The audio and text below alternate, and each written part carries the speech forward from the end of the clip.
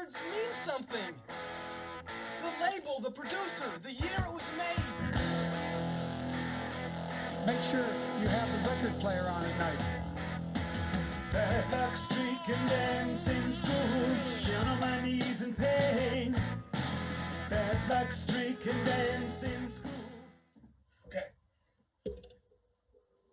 So I'm gonna use my next few choices here to concentrate on the U.S. South. Let's say the state of Alabama in particular. Lot of history. So it's interesting. We've talked a lot on the podcast about how we've listened to a lot of music from Los Angeles. I've got a lot of records, LA records, and but I've also got a lot of Alabama. I think is probably second as far as like where I've got like the most music like from that area. Is the Drive-By Truckers from Alabama? Drive-By Truckers are from Alabama. Jason Isbell from Alabama. St. Paul and the Broken Bones from Alabama. Yeah. Randy Newman is not from Alabama. He's from Los Angeles, like I just mentioned, but then lives in like Louisiana. Yeah. So this is a Good Old Boys is the album that I've chosen. This is from 1974, and so this is Randy Newman's. He had 1, 2, 3. This is his 4th studio record, and this is. I feel like his albums before kind of got some acclaim, but this is kind of the one that put him on the map because it was interesting because it was kind of a concept album and that sort of thing. So it was all supposed to be about originally he wrote it. It was called like Johnny Cutler's Birthday. I think it was going to be the name of the record. It was all from the perspective of this one guy. He ended up changing it a little bit. So it's like most of the songs, like I think all the songs on side A are from the perspective of this guy who lives in Alabama, but then he kind of shifts it to Louisiana, and there's a lot of songs about the like an old governor of Louisiana, like Huey Long, a Depression era governor of Louisiana. So he's got like 3 songs about that guy, and then he sort of transition, and then it's kind of a little bit random, and then he ends up transitioning back to that title character. So. Yeah, it's an interesting record, and it's going to set up probably the next record I'm going to do, which is another concept record about the South that I'm going to bring back that we did listen to, but I think it deserves another shot. So there's very similar ties between the 2 records, even though the styles are way, way different. So I figured this would be a good setup for that. So Jake, Randy Newman. So I'm trying to think. It's been a while since we listened to Randy Newman because Jake and I listened to Sail Away. But then the last one we listened to preceded the podcast. Yeah, I listened to the one with the one that kind of talks about like his childhood, like growing up. Yeah. That one. Yeah. Land of Dreams. Land of Dreams. The same night we did, that's just like the same night we did Neil Young, wasn't it? No, the Wilburys. Oh, okay. We did Land of Dreams and then the Wilburys record. Because then they come out like in the same year or something, or something like that. A month apart and have some ties. Okay, but so I'm gonna start by showing you a YouTube clip because the very first song on this record is called Rednecks, and it's very controversial. And I had this idea a long time ago to do to connect all these Alabama records, like sort of like I'm gonna do. But it was actually kind of inspired by that we had an awkward situation. We were done with the podcast, but there was something was said, and Jake got upset, and so that kind of played into my choice to steer into the controversy here. Before I explain, let me watch the YouTube clip.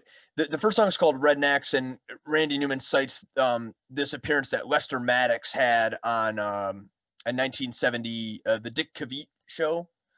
Or if that's how you say his name. It was a really cool old talk show. He had all kinds of crazy guests, and it was like, I don't know, like this is in the 70s. Yeah. I mean, it lasted a long time, so it was probably into the 80s too. But like, it was a cool old talk show, man. It was sort of like it reminds me of like almost like a Joe Rogan podcast today. Like it's very like they like took their time. It was, I don't know. It wasn't like a sit down interview. Yeah. It's not. Yeah. That's what I hate about these late night shows nowadays. It's just question. And they don't have time to the person who's getting the question that, you know, is answering the question, doesn't have time to like, you know, run with the question and it's just the next thing and the next thing. Okay, time's up. You know, Yeah. it's like that's not how you have a conversation. Right. That's why I like guys like Joe Rogan and stuff, because they actually sit down and have a conversation. Yeah. Yeah. And so this show was kind of like that. And so this guy, Lester Maddox, he was the governor of Georgia. I'm not that, he was like an accused racist, like, you know, from down there. And well, you'll get the idea when you hear him talk, but like, he was on the show with Jim Brown. And actually, I had a lot of respect for Jim Brown. Jim Brown, like, we only knew him really like as an older man, but he was like a real prominent figure back then, and like was super intelligent and was like really going after this guy. And I don't know, him and like Kareem Abdul-Jabbar and Muhammad Ali and like those guys were awesome. Yeah. So we'll start with this clip, and it's really interesting because this is from 1970, and it's just so funny. I feel like when we think of like some of the racial arguments and like bickering and stuff that goes back and forth today, it's funny how similar it was even back then, really. So did you have any problems from the bigots in the South? Have any problems with us? From the white bigots, because you did so much for the black man. What do you mean, which white bigots? The black ones and white ones I have trouble with from time to time. No, I said white bigots. I have the black races and the white races that create some problems. Did you have any problems from the white races because you did so much for the black people? Mr. Brown asked you, Governor Maddox, if you'd had any trouble from your white admirers for the fact that you have done some things. He didn't say admirers, sir. No, he said bigots. Well, why didn't you say it like he said? You have me there. Why didn't you say it? Now, see that what I'm talking about, Dick? I do see it, You take words and push them around and you mislead the people in the audience and all. You ought to start being honest, all of you, with your words and what you're saying to people. You said admirers and he said bigots. A lot of difference, isn't there? Yes, I feel like a bigot person. Why do you want to mislead the people like that? I didn't mean to mislead the people. It is a good question, though, isn't it? Well, it's a good question, but for you to come back and call bigots my admirers is a farce. It's a act of hypocrisy. It's a terrible way to treat a guest on your show, and you know it. Huh? You know, he's right about that. Why don't you apologize to the people for calling people that are my admirers bigots? Now, wait a minute. I'll take you half seriously on this, but I won't. We got over 4 million people in Georgia that are my friends, and I call admirers, and you calling them all bigots. No, I'm not. Now, you apologize to them. No, I won't. All right. Oh, no, don't. Please. No. You got to apologize to the people. Sit down. I'll explain it. If I called any of your admirers bigots who are not bigots, I apologize.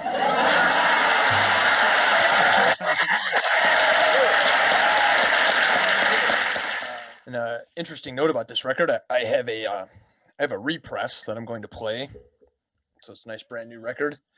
But I also have an original pressing of this record that I got at Half Price Books or something. And on the original pressing, the songs are out of order. So I find that interesting. But on the repress that I got, they put them in the right order. So interesting. I find that there was a couple of Randy Newman albums I feel like that were like that. Do you think it's because like he'll switch the track order like at the last second, and it's like they already have these in production? Yeah. So it's like, well, we can't change it now, Randy. So we're just gonna. Yeah. It had to be. So then when they eventually repressed it, they like got it right. But yeah. So what's track 4 on the one you're gonna play? Because it's funny because they have because on the streaming service they actually have both editions as well. So it says one's deluxe reissue. Yeah, do the reissue. So track 4 would be Mr. President, Have Pity on the Working Man. Yeah, it should.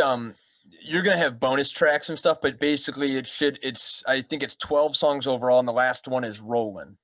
Okay, cool. Does that make sense? That makes sense. Okay, so yeah, I think I set this record up enough. It's Randy Newman. We know Randy Newman.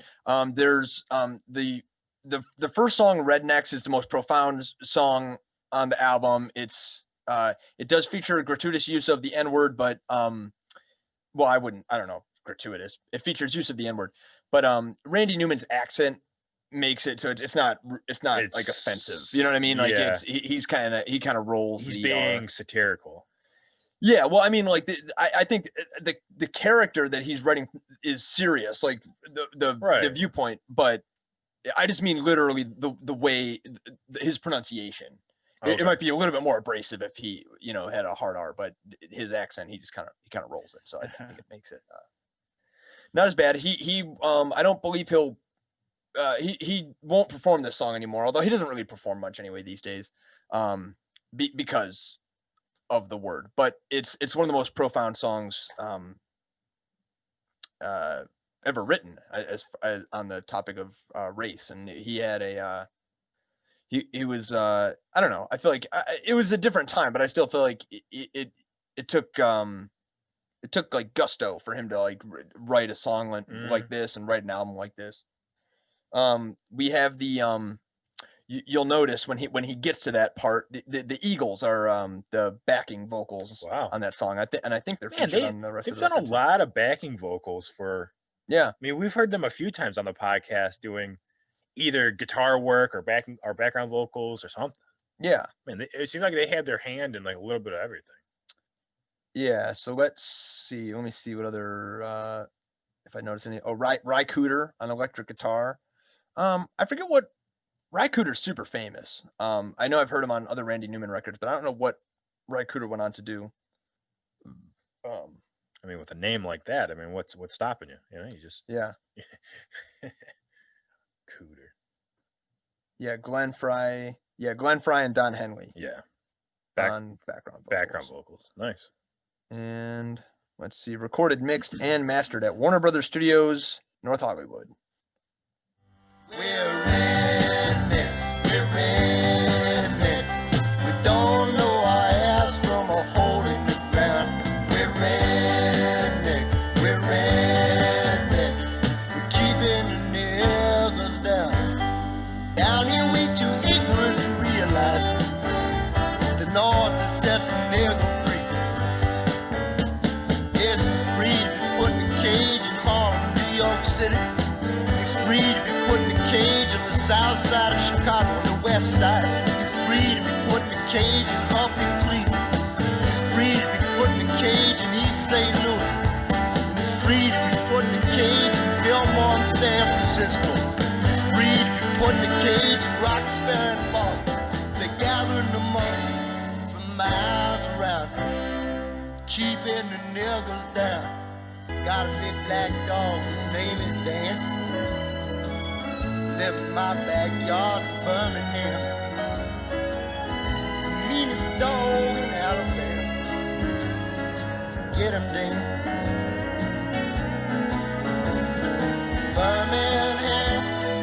Birmingham, greatest city in Alabama. You can travel across this entire land. There ain't no place like Birmingham. I'm drunk right now, baby, but I've got to be. I never could tell you what you mean to me. I loved you the first time I saw you, and I always will love you, Marie. I know it may sound funny, with people everywhere running out of money. We just can't make it by ourselves.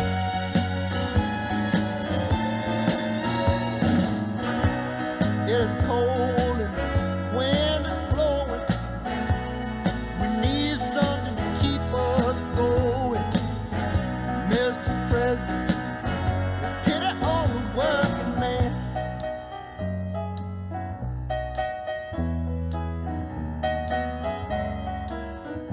Got some whiskey from the barman. Got some cocaine from a friend.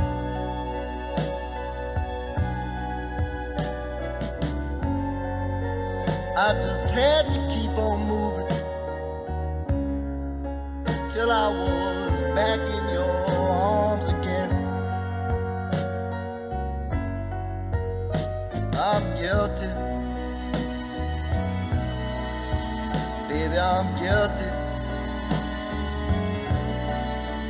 and I'll be guilty all the rest of my life. Louisiana, Louisiana, they're trying to wash us away. They're trying to wash us away. Louisiana, Louisiana, they're trying to wash us away. They're trying to wash us away. Every man a king, every man a king, for you can be a millionaire. If there's something belonging to others, there's enough for all people to share. When it's sunny June and December too, or in the winter time or spring, there'll be peace without end, every neighbor a friend, and every man a king. Here come the kingfish, kingfish. Everybody sing. Here's the kingfish, kingfish. Every man a king. Who took on the stand at all men and whipped ass, just like he promised he'd do. Ain't no stand at all men gonna run this state, gonna be run by little folks like me and you. Old lady stand on the corner with a purse in her hand. She does not know in a minute or so she will be robbed by a naked man. Beware, beware, beware of the naked man. Beware, beware, beware of the naked man. Old lady leaned against the lamppost, staring down at the ground on which she stands. Look up and scream for the lamplights beat. There stood the famous naked man. He said, they found out about my sister, kicked me out of the Navy. They would have strung me up if they could. I tried to explain that we were both of us lazy. We're doing the best we could. Today we will be married, and all the freaks that she knows will be there, and all the people from the village will be there to congratulate us. Now we'll carry across the threshold. Now we'll make them the light. Now we'll attempt to spend my love within her, though I'll try with all my might. She'll laugh at my mighty sword. She'll laugh at my mighty sword. Why must everybody laugh at my mighty sword? Lord, help me if you will. Maybe we're both crazy, I don't know. Maybe that's why I love her so.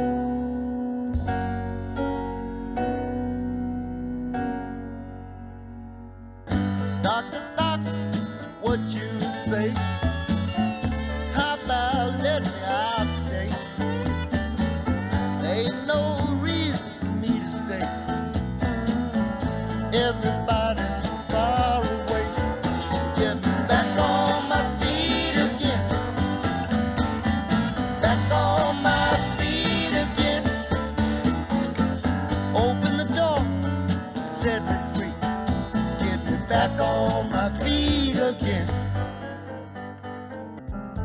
Never drink in the afternoon. Never drink alone. But I sure do like a drink or two when I get home. Rolling, rolling,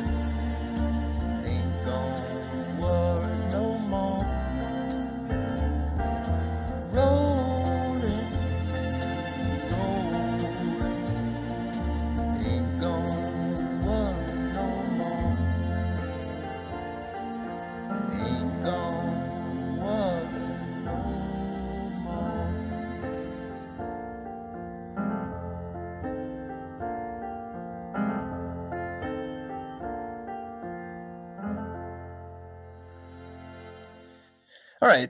I'll start with you, Jake. What do you think? You know, I always I like these Randy Newman records, but I always hesitate to do them because he's definitely really unique, and I never know how it's going to go over. So what'd you think? So there was a few things I liked about like the record. So there's this especially I guess like between the first and second song. Let's see. I gotta go back. I think he does a good job of painting. He simultaneously paints like this picture of like like through sarcasm, which he's like famous for. Like he kind of shows you like what's reality, and yeah, he shows you what's reality, like, but through sarcasm, because like the dichotomy between I guess like rednecks and Birmingham. So Birmingham is like this, and a lot of the songs, by the way, are based off of like Birmingham. Like it seems like that's a character he's assuming like throughout the whole thing. But like Birmingham paints this picture of like, you know, Alabama is like this great place, and it's like there's not, you know, nothing can go wrong with it, you know, just happy to be there. And it's like any pride song, it's like, you know, every place has their dirt, and it kind of stands in contrast to the previous song, which in this kind of sarcastic way, he makes you realize like how bad the place was. But in the same token, what I like is he tells the whole truth in his sarcasm, not just what people want to hear. So I liked in the song Rednecks how he talks about like the North. Yeah, you're free to be put in a cage. Like it's ignorant to say, but it's also the truth. It's like, oh yeah, you're free up north, but free what? To be put in a cage, you know, in the city you live in. And like it's like there's clearly distinction between like North and the South back then, but like there's also things that need to be said that aren't said. Like he's using the North's failings to justify their own existence, when in reality they're both deserving of criticism. You know what I mean? So it's just a really clever way he put these songs in order. Yeah, well, just as far as that first song is concerned, I think that you could say what I think to this day, you could say conservative, liberal, north. There's a condescending attitude that, like, you know, the people judge the South hard. You know what I mean? Right. And in this guy's case back then, like he probably should be judged, you know, but like I just enjoy that he calls out the hypocrisy. You know what I mean? Right. Like, you guys aren't perfect either. You know what I mean? So don't act like we're all bad, you know? Right. Yeah, Rednecks is certainly my favorite. That's like the number one thing on this album, the most profound statement on it. But Joe, what'd you think of the album overall? Overall, I liked it. I liked the whole theme. It was painting throughout. They had this theme of like politics and this guy who, you know, he's married, but he's a drinker and he's just like a hard worker, and you know, but then all these things are around him, like these different politics and racism and all these different issues that are around him, and he's just kind of like living his life.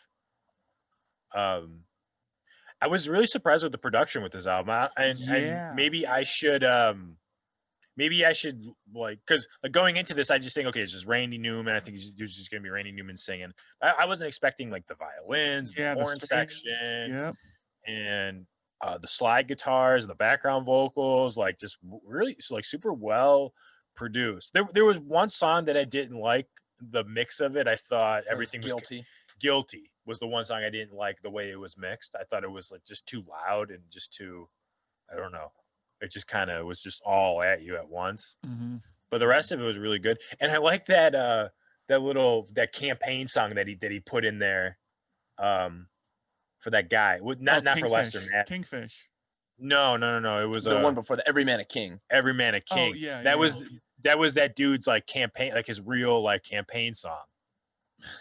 like, you know, vote for me, and then they play the little song, whatever, and then he basically like covered it. Yeah, and then it goes right into King, and then it goes right into Kingfish, which is about him. Which that's I just love how all the songs kind of tie in with these Naked Man was the one where it was kind of, that was a funny song, but like, you know, I thought it was actually kind of serious, that song. I thought that song was a political statement. I could be completely off base, but I thought that song. Yep, I thought it was a political statement about how so. I mean, it could be a long shot, but like, the only reason I think I thought about it is because Kingfish. I guess I'll start with Kingfish because, I don't know. I mean, it gets political all of a sudden, and then he comes in a naked man, and it's about the old lady. She's lost in the middle of a cold night, and like, beware the naked man. So they know there's a naked man. That's like, there's this naked man that runs around like terrorizing the city. But I thought what stuck out to me was when he says, they found out about my sister and kicked me out of the Navy. They would have struck me up if they could. I tried to explain we were both of us lazy and we were doing the best we could. Then he says, he snatched the purse from her hand and he cried, someone stop me. As he faded from sight, won't nobody help a naked man? I feel like he's a poor guy. He's like trying to get himself arrested because nobody like wants to be negative 18 degrees weather naked. Like, and he's in the Navy. Like, it just started like my wheels turning about like vets who are like damaged or something. So like, I don't know. Can you click on that the thing about the Navy and like what that means? Like, because I was confused about that. Oh, incestuous relationship while he was. Yeah, in the Navy. that's what we were saying. Like, they'll find out about my sister. Or they found out about my sister. Yeah, and his discharge has led him to the life of vagrancy and petty crime he lives in the song's present day. Right. That makes sense. Yeah. So it's this really silly song, and really like I love the way like he writes it, where he says like, she doesn't know, but in a minute or so she's gonna be robbed by the naked man. Like, so it's really funny, but then he just all of a sudden gets this twist at the end of it, just with that last little. Again, I mean, that's like another. Past, or, you know what I mean? I mean, he's a great songwriter. How he can make a song funny at first and then just turn it on a dime. Like, just from that one line about the Navy and the find out of my sister, and it's like, oh shit, well that's now it's not so funny anymore. Right. That this guy, you just thought he was just some crazy wild guy that was just trying to get his his jollies off or whatever, Yeah. But it was actually a serious like situation. Yeah, mental case. Yeah, so it seems to me that the side A is all from the perspective of Johnny Cutler was the character's original name. Like, that's what the whole album was going to be. And then side B departs and starts to cover like Louisiana, Depression era Louisiana, starting with the Louisiana 1927 about a flood. Yeah. And then kind of Huey Long, and then a couple random like Wedding in Cherokee County. Like, I'm not sure about that one either. Is that about like Marie in the like them That's getting what I was married? thinking. Like, it's them growing Maybe. old. Like, maybe, but maybe, but I don't know. It's just like, so Marie's deaf and dumb and all this. I mean, he said she can't do nothing, doesn't know nothing, can't hear nothing. Right. And all the people are basically wondering, like, why is he with her? Yeah. His dad's a midget, his mom's a whore. Yeah. Or her dad's a midget, her mom's a whore. Like, wow. Must have not have liked his in-laws. Her grandpa was a newsboy till he was 84. What a slimy old bastard he was. Yeah. That song, Wedding in Cherokee County, that feature, I'm guessing it's Ry Cooder. That featured I liked the guitar on that. Like it was, I didn't even do it justice with that vocalization. It was better than that. Maybe that's why love is so. But yeah, I guess that's the other, like, the subtle, the really like subtle guitar work and stuff. Like, it's really, yeah. It's like, these albums are always improved when we listen to them like turned up like this. Because I've heard this album a million times, but I guess I probably never listened to it this loud, to be honest with you, so that I can hear a lot of stuff. Like, wow, that's really good. Yeah. No, a lot of the songs had me like kind of bopping and grooving. Like, it was, like there was two songs in particular. I can't remember what they were off the top of my head, but they were very like 70s sounding, like something like the Beatles would put out, or like or a you know, I'm trying. Man, we were just talking about them Pet Sounds. Oh, the Beach like Boys. the Beach Boys or something, like just like kind of that type of like music of like the time. But then his other, but then you said like Randy Newman's kind of got a sound of his own too, with the piano and But then he has these other songs that are just these well produced songs, which I was super surprised about. Yeah, this is at a period of time when he was still making albums like all the time. And he explained it. I heard him in an interview say like he was trying to just write music that people would like. So he kind of like he would change his style a lot. Like that's obviously like you shouldn't really do it that way. You should do what you like and hopefully people like it. But yeah, Jake, real quick, the other song I want to mention is Back on My Feet Again, because that's another quite interesting song. Did you have any opinion about that? Oh yeah, the guy. I don't know what to make of that song. A guy who's like wealthy and he does blackface to trick a woman into to make a woman because he doesn't because he doesn't want a woman that's just gonna love him for his money. He wanted someone that was gonna love him for him.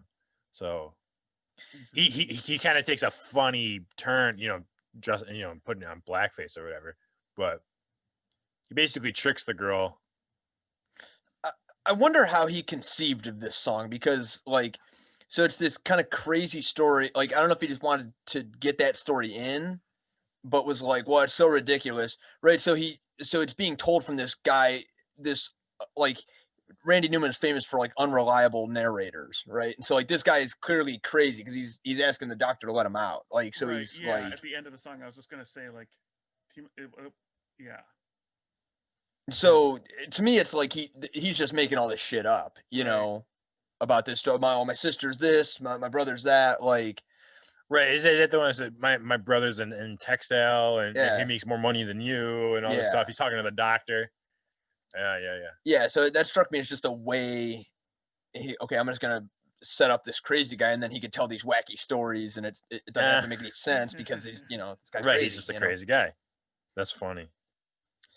Yeah. The other thing, all the songs from that one character, like all those songs are real simple. Like Birmingham, like you mentioned, Jake, he's just explaining.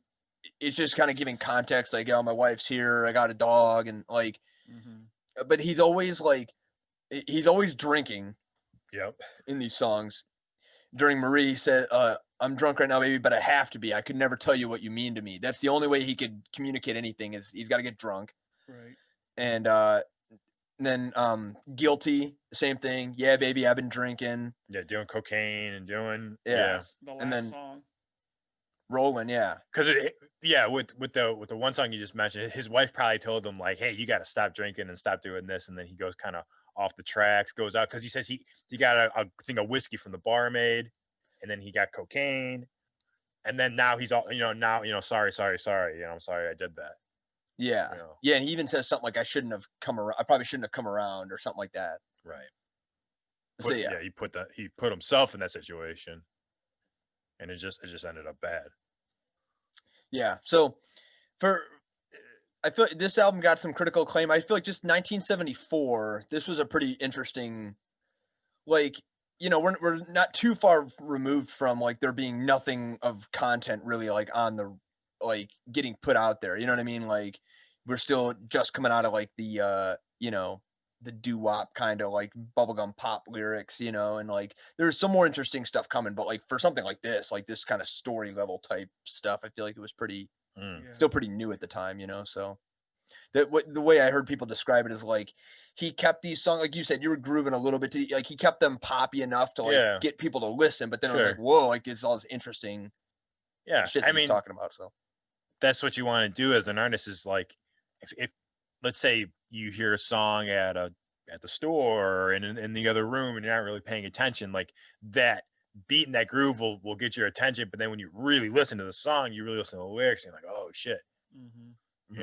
Rage Against the Machine was like that for me. Yeah. You just hear them in video games or whatever. And oh, that's cool. But then when you actually listen to the lyrics, that's when you get in. That's like, I'm all in. Like now I'm all in.